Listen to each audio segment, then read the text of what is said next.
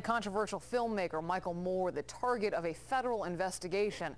Moore, who has frequently criticized the Bush administration, is now being investigated for allegedly violating the U.S. trade embargo, restricting travel to Cuba for his latest movie. Jeff Pegues is at Ground Zero tonight with much more on this. Jeff. And Liz, his latest movie is about the healthcare industry, and to make his point, filmmaker Michael Moore is joining forces with a handful of Ground Zero rescue workers, ailing rescue workers who, like the filmmaker, are clearly trying to send a message. I did search and rescue. Like dozens of other first responders, Vito Valenti says working at Ground Zero after 9/11 is the reason why now he's fighting for his life. I was diagnosed with pulmonary fibrosis.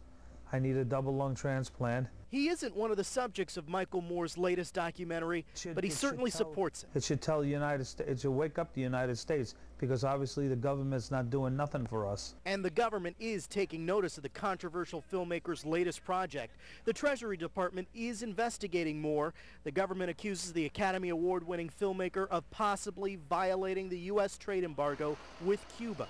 In his latest film called SiCKO, Moore focuses on the U.S. healthcare industry.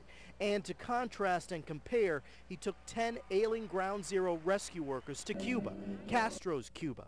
John Field is another Ground Zero worker who says he helped the documentary's producers. I applaud anybody who helps 9/11 responders. This isn't the first time Moore has drawn the attention of the Bush administration and administration allies. First, there was Bowling for Columbine, and then Fahrenheit 9/11.